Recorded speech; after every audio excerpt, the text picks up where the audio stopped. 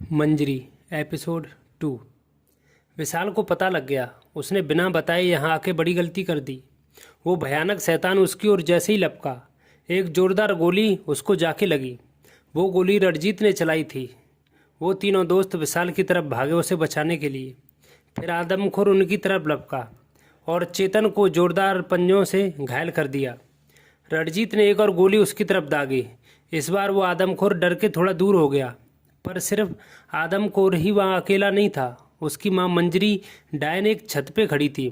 उसने अपने भयानक बाल लंबे किए और एक जोरदार झटका देकर रणजीत की बंदूक दूर फेंक दी।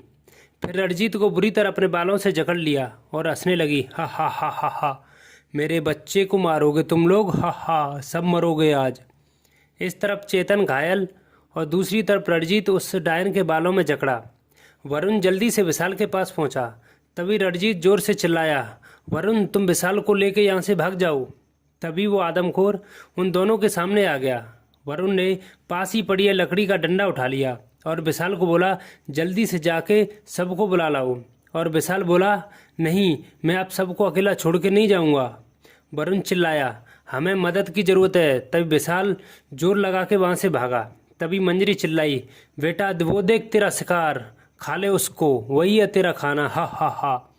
वहाँ चेतन घायल और रणजीत भी अपने आप को छुड़ाने की कोशिश कर रहा था, पर उस डायन ने बड़े पक्के तरीके से उसको जकड़ा हुआ था और अपने लंबे नाखूनों से उस पर वार किए जा रही थी।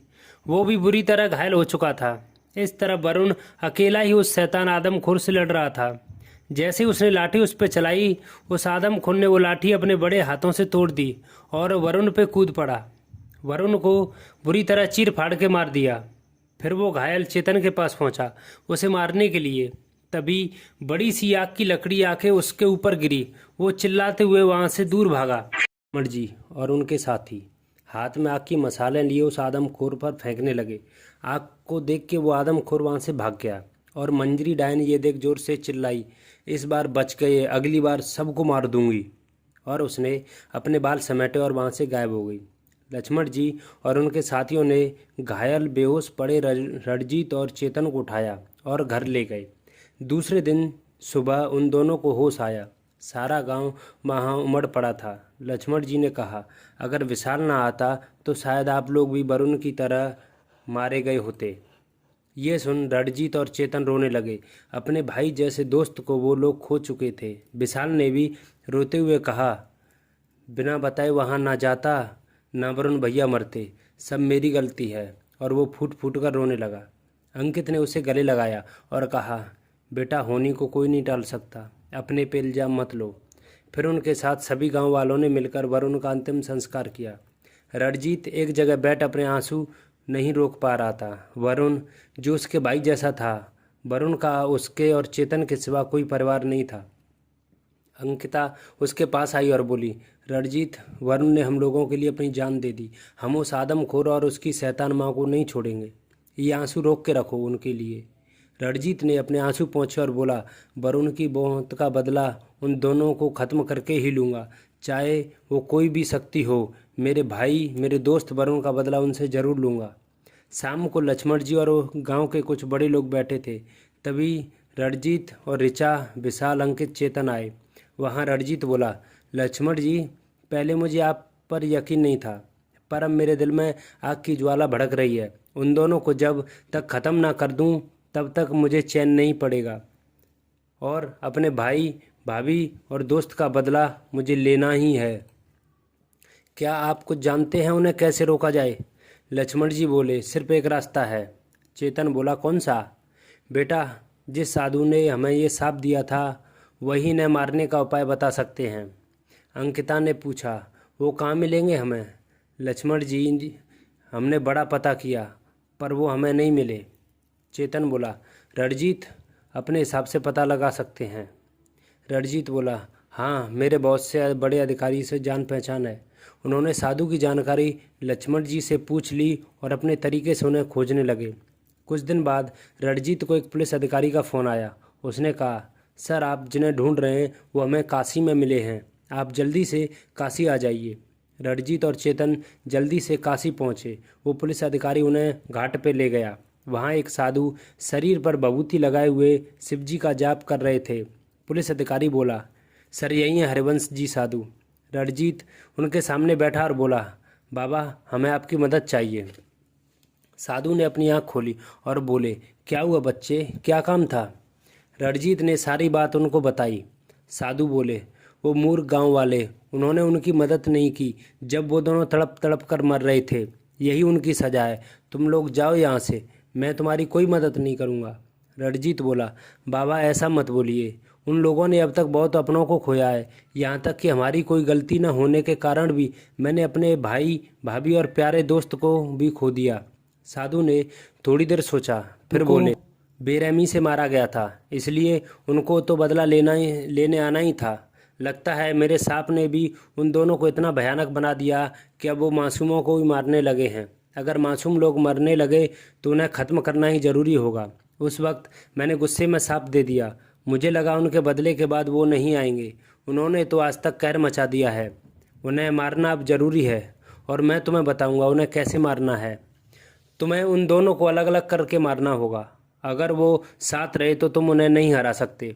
साधु ने अपनी झोली से मंत्रों से लिखा हुआ लोहे का जो सूर्य के आकार का बना हुआ था उनको देते हुए बोले, ये जब मंजरी डायन सामने आए उसे ये दिखा के तुम उसे कुछ देर के लिए रोक सकते हो। तब तक काम नहीं करेंगी उसकी शक्तियाँ जब तक तुम उसे दिखा दोगे, पर सिर्फ थोड़ी देर के लिए। फिर तब तक तुम्हें उस आदमखोर को आग से झुलसा के जला देना होगा, तब वो मर जाएगा। जैसे ही वो मरेगा मंजरी की ताकत भी कम हो जाएगी। फिर तुम्हें मंजरी के थोड़े बाल निकाल लेने हैं और उसे मंत्रों के ताबीज़ में लपेटकर उसे वहीं आग में, जिस आग में उस आदमखोर को जलाया होगा उसमें डाल देना। तब मंजरी भी नष्ट हो जाएगी और गांव को उनसे मुक्ति मिल जाएगी। पर याद रखना, ये इतना आसान नहीं होगा, यूँ तो वो मरेंगे या फिर तुम लोग। जाओ अब यहाँ से, भगवान से वो तुम्हारे साथ हैं। जय भोलेनाथ। रणजीत और उसके साथियों के साथ गांव के कुछ लोग जमा हुए। रणजीत ने सारी योजना बना ली थी। साधु जी के कहने के अनुसार उन्होंने मंजरी और आदमखोर को अलग अलग मारने की योजना बनाई। लक्ष्मण जी बोले, बेटा रणजीत, योजना तो काफ़ी अच्छी है, पर क्या तुम अकेले उस आदमखोर और उस लकड़ियों से भरे गड्ढे में ले जा पाओगे? रणजीत ने कहा, हाँ मैं कर लूँगा, तब तक आपको मंजरी को रोक के रखना होगा। चेतन बोला, वो काम मैं करूँगा, तब तक जल्दी से आप उस आदमखोर को मार देना। सारी योजना तैयार थी, बस रात होने की राह देख रहे थे सब लोग। रणजीत अकेला अपने कमरे में बैठे अपने भाई भाभी की तस्वीर देख रहा था। तभी अंकिता उसके कमरे में आई। क्या सोच रहे हो रणजीत? कुछ नहीं अंकिता, बस यही कि मेरे भाई भाभी की क्या गलती थी इन सब में। रणजीत, जो होने वाला होता है उसे कोई नहीं रोक सकता। अब हम दोनों को ही देख लो, एक दूसरे को कितना प्यार करते थे, फिर भी जुदा हो गए। अंकिता, तुम्हें मेरा आर्मी में जाना पसंद नहीं था, इसकी वजह से मैं तुम्हें वक्त नहीं दे पाया, पर हर वक्त मैं तुम्हें याद करता हूँ। अंकिता को पिछला याद आया जब रणजीत और वो एक दूसरे के बिना भी नहीं रह पाते थे। भारतीय सेना में शामिल होना उसे पसंद न था, उसे रणजीत को खोना नहीं था, पर रणजीत नहीं माना और दोनों अलग हो गए। इतने सालों बाद वो इस वजह से यहाँ मिले थे। अंकिता, एक भारतीय सैनिक बनने में जो गर्व की बात है ना, वो किसी और में कहाँ। पर एक सैनिक पहले अपनी भारत माता की परवाह करता है, बाद में उसके लिए उसका परिवार प्यार महत्व रखता है। इस देश के लिए जान देना तो गर्व की बात होती है अंकिता, और मैं ये काम हर जन्म में करना चाहूँगा। अंकिता की आंखें भर आईं। रणजीत, मुझे तुम पर गर्व है, तुमसे दूर रह के मुझे तुम्हारी अहमियत पता चली। एक सैनिक हमेशा अपने देश का पहले सोचता है, बाद में अपने परिवार का। क्या तुम मुझे माफ़ नहीं कर सकते? मुझे फिर से तुम्हारा प्यार चाहिए रणजीत, मैं तुम्हें अपना फ़र्ज पूरा करने से कभी नहीं रोकूंगी। रणजीत ने उसे प्यार से देखा और गले लगा लिया और बोला, वादा करो, मुझे कुछ भी हो जाए तुम विशाल और ऋचा की देखरेख करोगी। वो हमारे बच्चे ही हैं रणजीत, मैं उन्हें बहुत प्यार दूंगी और कभी भी जीजाजी और बहन की कमी महसूस नहीं होने दूंगी। तुम अपने देश की रक्षा करो और मैं घर की। मुझसे शादी करोगे रणजीत? रणजीत ने कहा, हाँ अगर आज बच गए तो। और दोनों ने हल्की सी हंसी छोड़ दी। रात हो गई थी। योजना के अनुसार सारे लोग अपनी जगह थे। लक्ष्मण जी और उनके साथी बिना जलाई हुई मसाला लिए छुपे हुए थे। चेतन भी उनके साथ था, पर रणजीत वहाँ नहीं था। उन्होंने योजना के मुताबिक फिर शक्कर की बोरियां रखवा दी। अब बस इंतजार था उन दोनों के आने का। तभी अचानक जोर से हवाएं चलने लगी। अचानक से उन बोरियों के पास वो आदमखोर आ गया। जैसे ही वो आया, सबने अपनी मसाले जलाई। सभी उसके पास भागे उसे डराने।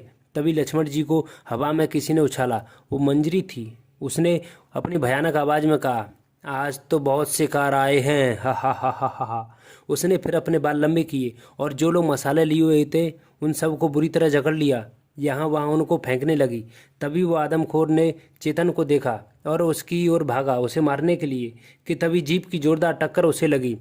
उस जीप में रणजीत था। आदमखोर राक्षस दूर जा गिरा। ये देख मंजरी और गुस्सा हो गई और वो उड़ती हुई रणजीत के पास आने लगी। वैसे ही चेतन ने वो मंत्रों का ताबीज उस पर दे मारा। उससे मंजरी को बड़ा झटका लगा और वो नीचे आ गिरी। सारे लोग उसके बालों से छूट गए। चेतन ने ताबीज उठा के मंजरी के सामने दिखा दिया। उसे देख वो उठ ही नहीं पाई। उन्होंने अपनी मसालें उठाई और उस आदमखोर पर फेंकने लगे। ये देख आदमखोर वहाँ से भागा तो रणजीत जीप लेके उसके पीछे गया, पर उस आदमखोर को लकड़ी के कड़ी ओर मोड़ना था। पर आदमखोर दूसरी तरफ घने जंगल में भाग गया। रणजीत भी उसके पीछे पीछे जीप लेके गया। एक पथरीले रास्ते पे आदमखोर आगे और रणजीत उसके पीछे पीछे। आदमखोर अचानक से रुक गया। उसने पीछे रणजीत की जीप को देखा। ये देख रणजीत ने भी जीप रुका दी। आदमखोर उसको गुस्से से देख रहा था। तभी वो भागते हुए आके रणजीत पे चढ़ गया और उसको उठाकर बाहर फेंक दिया। तभी रणजीत ने अपनी बंदूक निकाल के उस पर गोली चलाई। गोली लगते ही आदमखोर जीप में ही गिर पड़ा। तभी रणजीत उसके पास गया, पर वो आदमखोर फिर से उठा। उसने अपने बड़े नाखूनों वाले पंजों से रणजीत पे हमला किया। रणजीत दूर जा गिरा। आदमखोर उसके पास आया। रणजीत ने फिर सारी गोलियां उस पर दाग दी। आदमखोर गोली लगने से नीचे गिर पड़ा। तभी रणजीत भागा और अपनी जीप से पेट्रोल निकाल के उसके ऊपर फेंका, पर आदमखोर फिर उठ खड़ा हुआ। जैसे ही वो हमला करता, रणजीत ने लाइटर जलाकर उसके ऊपर फेंका। आदमखोर बुरी तरह जलने लगा, बुरी तरह चिल्लाने लगा। इस तरह मंजरी ने उसकी आवाज़ सुनी और अपनी पूरी ताकत लगा के फिर खड़ी हुई। तब तक चेतन ने उसके बाल निकाल लिए थे और मंत्रों के तावीज पर लपेट दिए थे। मंजरी पूरी ताकत से उड़ती हुई अपने बेटे को खोजने गई। चेतन ने भी एक बाइक ली और तावीज लिए उसके पीछे गया। मंजरी वहां पहुंची। उसने देखा उसका आदमखोर बेटा जल रहा था।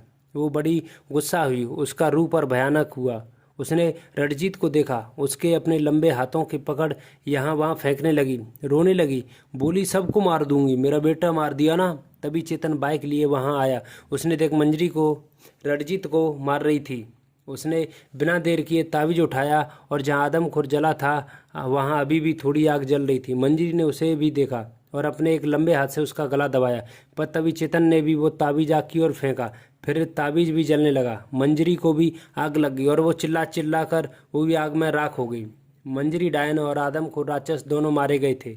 सारे गांव में खुशियों की लहर आ गई। अंकिता ने भी रणजीत को जैसे ही देखा गले लगा लिया और विशाल ऋचा ने भी उसको गले लगा लिया। गांव की तरफ से चेतन और रणजीत का भी सम्मान हुआ।